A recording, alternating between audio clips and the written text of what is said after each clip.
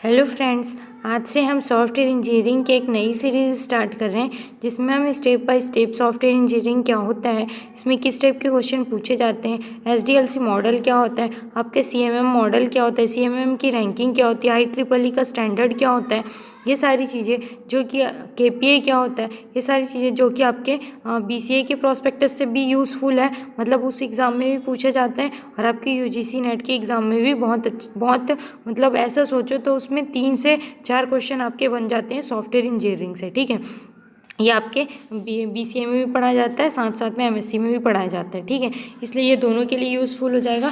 तो आज से हम ये सीरीज़ स्टार्ट कर रहे हैं, तो आप स्टेप बाय स्टेप इसे पढ़ते जाइए जैसे जैसे मैं वीडियो अपलोड करते जाती हूँ। अगर सीरीज़ अच्छे लगे तो चैनल को सब्सक्राइब करिएगा और वीडियो को लाइक करिएगा, अपने फ्रेंड्स को शेयर करिएगा।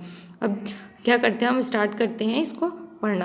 अब देखो, सबसे पहले क्या बोल रहे हैं हम यहाँ पर, इंट्रोडक्शन, उसका डेफिनेशन पढ़ते हैं कि सॉफ्टवेयर इंजीनियरिंग होता क्या है। ठीक है, तो देखो सॉफ्टवेयर क्या है, सॉफ्टवेयर क्या होता है, ग्रुप ऑफ प्रोग्राम को ही क्या बोलते हैं, हम सॉफ्टवेयर बोलते हैं। तो अब यहाँ पर बेसिक डेफिनेशन पढ़ते हैं। Software is a program or set of programme. अब क्या बोलते, अभी बोला ना हमने कि सॉफ्टवेयर क्या होता है, आपका सेट ऑफ प्रोग्राम होते हैं। तो software is a program or set of program containing instruction which are provide desire functionality. देखो, कुछ इंस्ट्रक्शंस होते हैं ना, पर्टिकुलर इंस्ट्रक्शन मिल जाते हैं तो वो क्या बनाते हैं, एक प्रोग्राम को क्रिएट करते हैं। ये हो गया आपका particular instruction. Group of instruction मिलके क्या बनाते हैं, प्रोग्राम। जब बहुत सारे प्रोग्राम मिलते हैं, मतलब ग्रुप ऑफ प्रोग्राम मिल जाते हैं, तो वो क्या बनाते हैं, एक सॉफ्टवेयर को क्रिएट करते हैं। ठीक है, तो यही लिखा है यहाँ पर कि software is a program or set of programme, क्योंकि पर्टिकुलर एक प्रोग्राम से तो सॉफ्टवेयर बनता नहीं, सॉफ्टवेयर और किससे बनता है, सेट ऑफ प्रोग्राम से। और आपका प्रोग्राम क्या होता है, जो प्रोग्राम होता है वो किसी इंस्ट्रक्शन को या पर्टिकुलर इंस्ट्रक्शन को क्या करता है, ये ग्रुप ऑफ इंस्ट्रक्शन को कलेक्ट करके क्या बनाया जाता है, प्रोग्राम। ठीक है, जो क्या करता है, डिजायर्ड फंक्शनैलिटी के लिए क्रिएट किया जाता है। जैसे क्या व्हाट्सएप, आपका क्या व्हाट्सएप किस लिए यूज़ करते हैं, चैट करने के लिए यूज़ करते हैं। क्या वो पीडीएफ बनाने में हेल्प करता है, क्या नहीं करता। इसी की जगह एडोब का पेज मेकर देख लीजिए आप, वो किस लिए, वो चैट करने की परमिशन देता है, क्या नहीं देता। वो क्या देता है, आपको पीडीएफ क्रिएट करने की फंक्शनैलिटी देता है। तो वो किस लिए बनाया जाता है, कुछ उनकी डिजायर्ड फंक्शनैलिटी होती है जिसके लिए उसे क्रिएट किया जाता है। एंड इंजीनियरिंग, ये हो गया क्या, सॉफ्टवेयर का डेफिनेशन। अब इंजीनियरिंग क्या होती है, engineering is a process of designing and building something that serve a particular purpose and find a cost effective and solution to the problem। अब क्या बोल रहे थे, कोई इंजीनियरिंग क्या होती है, किसी भी चीज़ का डिज़ाइन करना। ठीक है, इसलिए हम क्या लिख रहे हैं, engineering is a process of designing. हम क्या करते हैं, उसमें डिज़ाइन करते हैं और क्रिएट भी करते हैं, डिज़ाइन करते हैं साथ साथ बिल्ड भी करते हैं। Build something that serve a particular purpose. जैसे कि व्हाट्सएप किस लिए बनाया गया, पर्टिकुलर चैट करने, आप उसमें पेमेंट की फैसिलिटी भी आ गई है, कॉलिंग भी कर सकते हैं, वीडियो कॉल भी कर सकते हैं। ठीक, तो उनका पर्टिकुलर पर्पस है ना। फिर उसमें क्या can find a cost effective solution to problem, किसी हमारी प्रॉब्लम को सॉल्व करने के लिए बनाया जाता है। और क्या होना चाहिए, वो कॉस्ट इफेक्टिव भी होना चाहिए। कॉस्ट इफेक्टिव मतलब हाई कॉस्ट में नहीं करना है हमको, लेस से लेस कॉस्ट में क्या करना है, यूज़र के लिए यूज़र फ्रेंडली सॉफ्टवेयर बनाना है। ठीक है, उसके बाद क्या लिखा हुआ है, नेक्स्ट देखते हैं आप। अब देखो, उसके बाद हम सॉफ्टवेयर इंजीनियरिंग का एक और डेफिनेशन पढ़ते हैं। Software engineering is a systematic approach. Software engineering क्या है, एक सिस्टमैटिक अप्रोच है to design, development, operation and maintenance of a software system. Software engineering क्या है, एक सिस्टमैटिक अप्रोच है जिसके थ्रू हम क्या कर सकते हैं, किसी भी आपके सॉफ्टवेयर की डिज़ाइन, डेवलपमेंट, ऑपरेशन, मेंटेनेंस और उसके सॉफ्टवेयर की पूरी मतलब पूरी रिस्पॉन्सिबिलिटी होती है ना सॉफ्टवेयर इंजीनियरिंग में। सॉफ्टवेयर के क्रिएट करने से लेके, क्या बोल रही हूँ, सॉफ्टवेयर के क्रिएट करने से लेके उसके पूरी लाइफ साइकिल को मैनेज करने का काम कौन करता है, ये आपकी सॉफ्टवेयर इंजीनियरिंग करती है। अब नेक्स्ट देखते हैं, क्या ऑब्जेक्टिव की सॉफ्टवेयर इंजीनियरिंग पढ़ाई क्यों जाता है, सॉफ्टवेयर डिज़ाइन, ये सारी चीज़ें कैसे की जाती है और इसका मेन ऑब्जेक्टिव क्या है आपका। सबसे पहले मेंटेनेबिलिटी करना, मतलब कोई भी चीज़ें अगर आपको मिली, जैसे बताओ आपके घर में, आप जैसे अभी लॉकडाउन चल रहे हैं ना, तो अगर आपके घर में पुराना कूलर रखा हुआ है ना, तो क्या आप उसको डायरेक्ट, अगर आप अभी आपके लिए वो यूज़फुल नहीं हो रहा है, मतलब वो सही से वर्क नहीं कर रहा है, तो आप क्या करोगे, उसको जाके तुरंत किसी भी शॉप में जाके वापस सेल कर दोगे या किसी कबाड़ी वाले को दे दोगे, क्या नहीं, उसको क्या करोगे, थोड़ी रिपेयरिंग करोगे और उसके बाद चलाओगे। एकदम ही ज़्यादा डैमेज हो गया तो बात अलग है ना।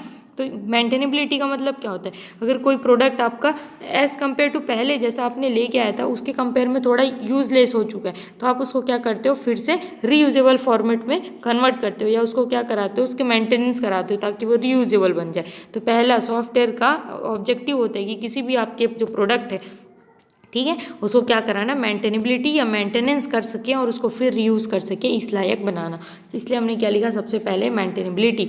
It should be feasible for the software to evolve to meet changing requirement. अगर हमने कोई सॉफ्टवेयर क्रिएट किया है, ठीक है, अब यहाँ पर क्योंकि सॉफ्टवेयर इंजीनियरिंग की बात की जा रही है, ठीक है, तो अगर हमने कोई क्या है सॉफ्टवेयर कुछ क्रिएट किया हुआ है, अब हम चाहते हैं कि यूज़र की रिक्वायरमेंट, देखो पहले क्या हुआ, पेमेंट के अपने अपने इंडिविजुअली ऐप थे, फिर व्हाट्सएप ने ऐसा लगा कि उसे यहाँ पर पेमेंट ऐप भी ऐड कर देना चाहिए, तो उसने क्या किया, अपने कोडिंग के सेक्शन में व्हाट्सएप का जो बैकएंड पार्ट होगा जहाँ पर कोडिंग की जाती होगी, आपको तो फ्रंट एंड ही दिखाई देता है उसका, तो बैकएंड पार्ट में उन्होंने क्या किया, ऐसी कोडिंग कर दी ताकि वहाँ पर व्हाट्सएप का पे मॉडल भी आ जाए, ठीक है, तो वहाँ पर आपको एक ऑप्शन देता है पे का, ठीक है, या पेमेंट करने का, तो वो भी किसके थ्रू ही किया गया, देखो वो सॉफ्टवेयर तो पहले से बना हुआ है, उसकी मेंटेनेंस पूरी लाइफ साइकिल में सबसे ज़्यादा पार्ट मेंटेनेंस का होता है, ठीक है, क्योंकि कोई भी चीज़ एक बार बन के मिल जाती है फिर वो हमेशा अपने मेंटेनेंस में रहता है। कभी सॉफ्टवेयर में देखो आप जितने अपडेट वर्जन आते हैं ये सारे मेंटेनेंस के पार्ट में ही आते हैं, ठीक है, क्योंकि आप देखते होगे हर महीने आपको एक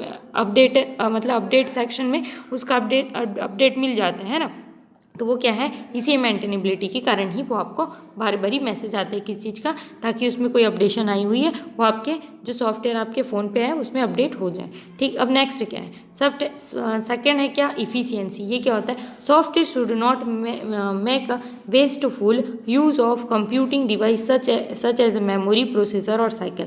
इफ़िशियंसी क्या होती है, मतलब देखो हम चाहते हैं क्या, जैसे अपना फ़ोन लेने जाते हो आप लोग तो यही चेक करते हो ना वहाँ पर कि कितने कोर का आपका प्रोसेसर है, इसकी फंक्शनैलिटी सही से चल रही कि नहीं, जैसे फास्ट इसको वर्क करना चाहिए वैसे ये कर रहा है कि नहीं, ज़्यादा मेमोरी ऑक्यूपाई तो नहीं कर रहा, इसकी प्रोसेसिंग स्पीड हाई है कि नहीं।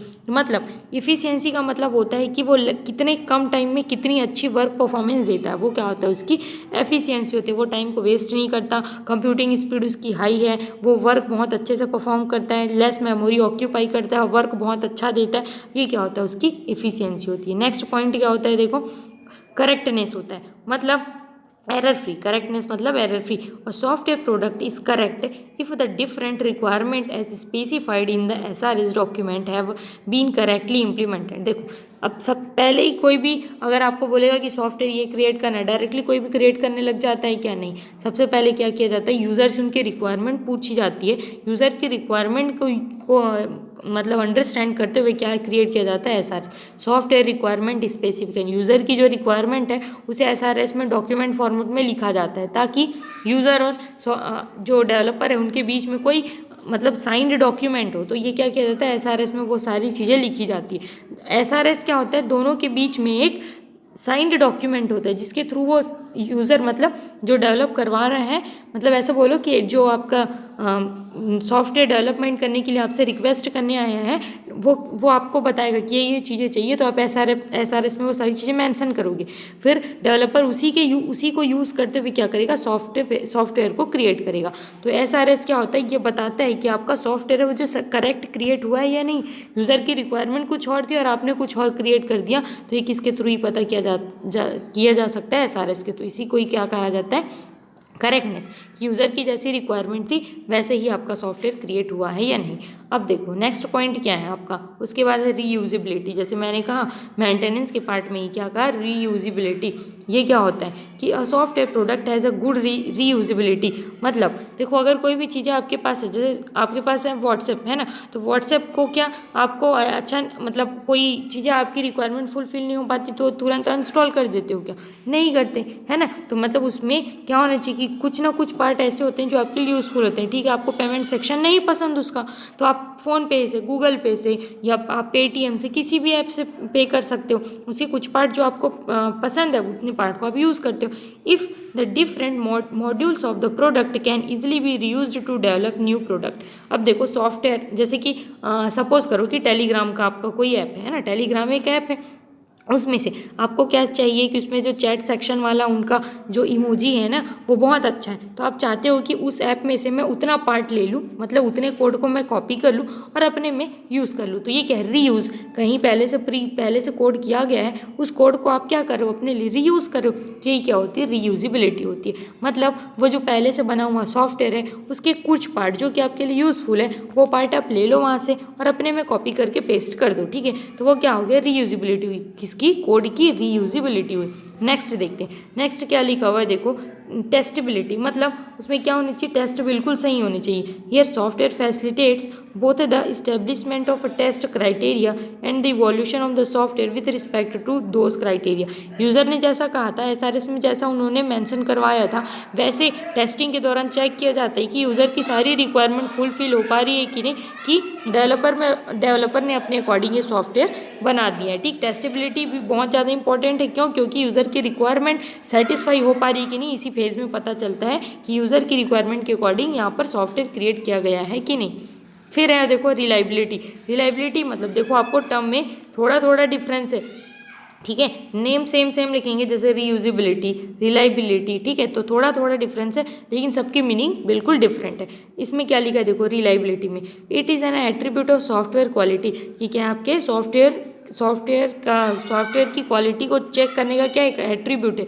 The extent to which a program can be expected to perform its desired function over an arbitrary time period. देखो जैसे कि बोला गया, ठीक है, किसी भी चीज़ को चेक किया जाता है, जैसे कि आप जैसे कि आप बोल सकते हो क्या, ये आपका क्या है, ये बड़ी सी बिल्डिंग है ना, यहाँ पर लिफ्ट लगा हुआ है, तो लिफ्ट के बाहर आपको मैक्स टू मैक्स 10 लोग जा सकते हैं, ऐसा लिखा होता है, मैक्स मैं तो 10 फिर भी ज़्यादा बोल रही हूँ, तो ये क्या लिखा होता है, 10 लोग इस लिफ्ट को एक टाइम पे यूज़ कर सकते हैं, ऐसा लिखा हुआ है। आपने क्या कर दिया, 11 लोग इस लिफ्ट के अंदर चले गए, तो ये क्या तुरंत ही डैमेज हो जाएगा या अपना वर्क परफॉर्म नहीं करेगा, क्या करेगा। तो ये क्यों बनाया जाता है रिलायबिलिटी, ताकि एक फिक्स्ड टाइम, अब देखो यहाँ मैं 10 से 11 कर रही हूँ, यहाँ तक में उसको कोई प्रॉब्लम नहीं होगी, ठीक है, क्योंकि क्या है, एक ही एक्स्ट्रा हुए, जैसे ही आप 15 करोगे ना, तो इसके बिगड़ जाने का चांस ज़्यादा बन जाएगा। तो मतलब इनका क्या है, एक टाइम फिक्स्ड टाइम स्लॉट तक क्या करेगा, ये चीज़ों को सपोर्ट करेगा। उसके बाद क्या होगा, अगर इसकी मतलब एक पर्टिकुलर कंडीशन के बाद क्या करेगा, ये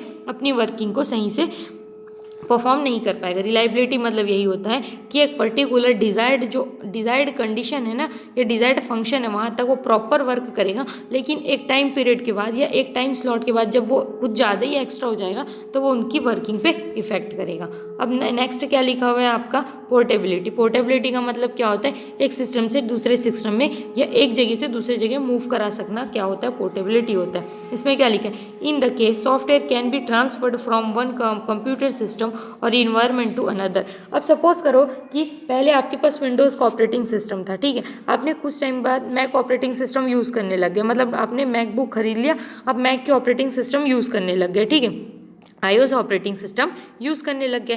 तो अगर आपको कोई सॉफ्टवेयर है जो कि आपके विंडोज़ में तो प्रॉपर वर्क कर रहा था, लेकिन क्या हो गया, वो जैसे ही iOS के ऑपरेटिंग सिस्टम ने आपने इंस्टॉल किया, उसकी वर्किंग क्या हो गई, बहुत ज़्यादा एज़ कम्पेयर टू विंडोज़ उनकी वर्किंग बहुत ज़्यादा लो हो गई, ठीक है, मतलब जैसे वर्क करना चाहिए था वैसा वो वर्क नहीं करने लगा। तो ये क्या है कि वो सॉफ्टवेयर मतलब पर्टिकुलर प्लेटफॉर्म पे डिपेंड हो गया, तो ऐसा नहीं होना चाहिए। इसलिए बोला जा रहा है कि पोर्टेबिलिटी मतलब एक सिस्टम से दूसरे सिस्टम में अगर हम किसी चीज़ों को लेके जाएं, सपोज करो सॉफ्टवेयर हो गया या जो भी चीज़ होगी, तो उसको क्या होना चाहिए, प्रॉपर वर्क करना चाहिए। तो पोर्टेबिलिटी होनी चाहिए किसी भी सॉफ्टवेयर में, कि वो क्या नहीं होना चाहिए, एक सिस्टम डिपेंडेंट या प्लेटफॉर्म डिपेंडेंट नहीं होना चाहिए। फिर नेक्स्ट क्या लिखा हुआ है, उसके बाद लिखा हुआ है क्या, एडॉप्टेबिलिटी, मतलब देखो किसी को ऐसा बोला जाता है ना कि आपको किसी पर्टिकुलर एरिया में रह रहे कि आप क्या हो जाते हो, आदी हो जाते हो। किसी अगर जैसे सपोज करो कि आपको शिमला लेके जाया जाए, है ना, वहाँ पर बहुत ज़्यादा ठंडी होती है, वहाँ बहुत ज़्यादा आइस होता है, तो आपकी बॉडी तुरंत उस चीज़ों को अडॉप्ट नहीं कर पाती। लेकिन सॉफ्टवेयर के साथ ऐसा नहीं होना चाहिए, वो क्या कर लेना चाहिए कि अगर उसे मैक में डाला जा रहा है तो भी सही से वर्क करना चाहिए, विंडोज़ में इंस्टॉल किया जा रहा है तो भी सही से वर्क करना चाहिए। इन दिस केस किसमें, एडॉप्टेबिलिटी में, software allows different system constraints and user needs to be satisfied by making changes to the software। देखो एडॉप्टेबिलिटी मतलब अगर देखो किसी का सिस्टम 32 बिट का है, किसी का सिस्टम 64 बिट का है, ठीक, दोनों के लिए अलग अलग सॉफ्टवेयर इसलिए ही बनाया जाता है ताकि अब इस 32 बिट सिस्टम को रिक्वायरमेंट है किस चीज़ की, मतलब कोई एक सॉफ्टवेयर है जिसको इसे इंस्टॉल करना है, तो क्या किया जाएगा, दोनों के लिए अलग अलग क्या किया जाएगा, सॉफ्टवेयर क्रिएट किया जाएगा। ये 32 बिट का हो गया, ये 64 बिट का हो गया, ठीक। अब क्या चाह रहे हो आप, 32 बिट के इस सिस्टम में सपोज करो कि आपके सिस्टम में वाईफाई सपोर्ट नहीं करता, तो आप क्या करोगे, एक सॉफ्टवेयर इंस्टॉल करवाओगे क्या, जो कि डिवाइस ड्राइवर कहा जाता है, ठीक है, उस डिवाइस ड्राइवर को इंस्टॉल करवाने के बाद आपका सिस्टम क्या हो गया, इस वाईफाई के लिए अडॉप्ट कर चुका है। ये अडॉप्ट ऐसा कर चुका है कि वो आपके वाईफाई को सपोर्ट करेगा, ठीक है। तो ये क्या होती है अडॉप्टेबिलिटी, मतलब आप एक्स्ट्रा फीचर्स अगर कुछ इंक्लूड करना चाहते हो या अडॉप्ट करना चाहते हो तो वो क्या कर सकें, उस चीज़ों को अडॉप्ट कर सके या उसके लिए वो कंफर्टेबल फील कर सके। ये होती है क्या आपकी अडॉप्टेबिलिटी। फिर क्या होता है आपका सॉफ्टवेयर प्रोसेस, कि कैसे आपका सॉफ्टवेयर क्रिएट किया जाता है, ठीक है। तो उसके बाद क्या लिखा है देखो, the term software specifies to the set of computer programs. आपका सॉफ्टवेयर क्या होता है, कुछ सेट ऑफ प्रोग्राम्स होते हैं, प्रोसीजर्स होते हैं एंड एसोसिएटेड डॉक्यूमेंट्स, जैसे हो गया आपका फ्लो चार्ट, मैनुअल्स हो गए, that describe the program and how they are to be used. ये आपका सॉफ्टवेयर क्या होता है, पर्टिकुलर कुछ प्रोग्राम्स होते हैं, कुछ इंस्ट्रक्शंस होते हैं, कुछ प्रोसीजर्स होते हैं जिनसे मिलकर क्या बनता है आपका एक सॉफ्टवेयर बनता है। और उस सॉफ्टवेयर के डॉक्यूमेंट सेक्शन में फ्लो चार्ट होता है, कुछ यूज़र मैनुअल होते हैं, है ना। यूज़र मैनुअल मतलब यूज़र कैसे उसे यूज़ करेगा, ये सारी चीज़ होती है किसमें, डॉक्यूमेंट में। That describes the program and how they are to be use. अब देखो कोई भी चीज़ आपको डायरेक्टली यूज़ करने नहीं आती तो अब हम क्या करते हैं, मैनुअल तो पढ़ते नहीं, हम यूट्यूब ओपन करते हैं, मॉडल नंबर डालते हैं, ये इसकी वर्किंग कैसे होती है हम चेक कर लेते हैं। तो यही कैसे पता चलता है, उस डॉक्यूमेंट के जो मैनुअल सेक्शन होता है ना, यूज़र मैनुअल, वहाँ से पता किया जा सकता है, ठीक है। नेक्स्ट क्या लिखा हुआ है देखो, a software process is a set of activities and associate outcome that produce a software product। a software process क्या होता है, सेट ऑफ एक्टिविटी होती है, ठीक है, एंड एसोसिएट आउटकम होता है। पर्टिकुलर एक्टिविटी के लिए क्या होनी चाहिए, पर्टिकुलर आउटकम जनरेट होना चाहिए। जैसे अगर मैंने कीबोर्ड से के प्रेस किया है तो वहाँ आपके मॉनिटर में भी क्या दिखना चाहिए, के दिखना चाहिए, मतलब पर्टिकुलर एसोसिएट एक्टिविटी के लिए, पर्टिकुलर एक्टिविटी के लिए एसोसिएट आउटकम होने चाहिए, that produce a software product, ठीक है। वही क्या करता है, सॉफ्टवेयर प्रोडक्ट क्रिएट करता है। Software engineers mostly carry out this activities, ये आपके सॉफ्टवेयर इंजीनियर होते हैं, वो यही क्या करते हैं, इस टाइप की एक्टिविटी को क्या करते हैं, ये लोग कैरी आउट करते हैं। These are 4 key process activities which are common to all software process that these activities are, मतलब किसी भी सॉफ्टवेयर इंजीनियर को सॉफ्टवेयर क्रिएट करने के लिए ये चारों एक्टिविटी क्या होती है, ये चारों प्रोसेस क्या होते हैं, कंपलसरी होते हैं। सबसे पहला क्या लिखा हुआ है, सॉफ्टवेयर स्पेसिफिकेशंस, क्या लिखा हुआ है, सॉफ्टवेयर स्पेसिफिकेशन। इसका क्या होता है, the functionality of the software and constraints on its operation must be defined. मतलब अगर आप कोई भी सॉफ्टवेयर क्रिएट कर रहे हो, उसकी कुछ कंस्ट्रेंट्स है, कंस्ट्रेंट्स मतलब पर्टिकुलर ऐसा कंडीशन जिसमें वो या तो ट्रू कर जाए या फॉल्स कर जाए, ठीक है ना। कंस्टेंट वही होता है ना जिसमें पर्टिकुलर कंडीशन जिसके थ्रू ही हम आइडेंटिफाई कर पाते हैं। The functionality of the software and constants on its operation must be defined. उसके कुछ कंस्टेंट्स होंगे, कुछ ऑपरेशन होंगे, पर्टिकुलर उनकी फंक्शनैलिटी होगी जिसके थ्रू हम स्पेसिफाई कर पाएंगे। वो सारी चीज़ों को क्या करते हैं, वो सॉफ्टवेयर इंजीनियर डिफाइन करते हैं, ठीक है। नेक्स्ट पॉइंट क्या होता है, सॉफ्टवेयर डेवलपमेंट। अब स्पेसिफाई तो कर दिया, ये चीज़ें उनमें होनी चाहिए, ये प्रोसेस उसको सेटिस्फाई करना चाहिए। अब डेवलपमेंट का फेज आ गया, तो software to meet the requirement must be produced, ठीक है। वो क्या करता है, सॉफ्टवेयर जिनकी रिक्वायरमेंट होती है वहाँ से वो पूछते हैं पहले कि आपकी रिक्वायरमेंट क्या है, उसके बेस पे क्या करते हैं, वो रिक्वायरमेंट को डॉक्यूमेंटेड है या SRS फॉर्मेट में कन्वर्ट करते हैं और एक रिक्वायरमेंट स्पेसिफिकेशन का SRS क्या करते हैं, प्रोड्यूस करते हैं, ठीक है। नेक्स्ट पॉइंट क्या लिखा हुआ है, सॉफ्टवेयर वैलिडेशन मतलब यूज़र की जो रिक्वायरमेंट थी वो फुलफिल हो पा रही कि नहीं, इसके लिए वैलिडेट करेंगे। तो software must be validate to ensure that it does what the customer wants. Validate करना मतलब यूज़र की जो रिक्वायरमेंट है क्या वो फुलफिल हो पा रही कि नहीं, इस चीज़ को चेक करना वो क्या बोला जाता है, वैलिडेशन कहा जाता है। मतलब यूज़र की जो रिक्वायरमेंट थी वो अगर डेवलपर ने अपना सॉफ्टवेयर क्रिएट करके दिया है तो वो उनकी वैलिडेशन या उनका जो रिक्वायरमेंट है वो फुलफिल हो पा रहा है कि नहीं, इस चीज़ को चेक करना, ये क्या होता है, सॉफ्टवेयर वैलिडेशन होता है। नेक्स्ट पॉइंट क्या लिखा हुआ है, सॉफ्टवेयर इवोल्यूट करना मतलब चेक करना, ठीक है। The software must evolve the meet changing client needs. वो क्या, अब ऐसा होना चाहिए अगर यूज़र की रिक्वायरमेंट थोड़ी वेरी कर जा रही है, मतलब जब आपने सॉफ्टवेयर उनके हाथ पे दिया तो उन्हें ऐसा लग रहा है कि नहीं थोड़ी चीज़ें क्या हो, अपडेट होके मिल जाए तो ज़्यादा अच्छा होता। तो मतलब क्या होना चाहिए, थोड़ी चेंजिंग क्या होनी है, क्लाइंट की नीड को क्या कर सके, वो ईजिली अडॉप्ट कर सके या चेंज कर सके, तो वो क्या होता है, सॉफ्टवेयर इवोल्यूशन होता है। अब सॉफ्टवेयर का प्रोसेस मॉडल होता है कि कैसे कैसे आपका सॉफ्टवेयर क्रिएट होता है, ये सॉफ्टवेयर का प्रोसेस मॉडल होता है। सबसे पहले क्या लिखा हो, और software process model is a specified definition of a software process. Software model क्या है, सॉफ्टवेयर को डिज़ाइन करने या क्रिएट करने का क्या है, एक स्पेसिफाइड डेफिनेशन है, जिसे ही क्या बोलते हैं हम, सॉफ्टवेयर प्रोसेस बोलते हैं। Which is presented from a particular perspective, ठीक है। वो क्या करता है, प्रेजेंट करता है कुछ पर्टिकुलर पर्सपेक्टिव को।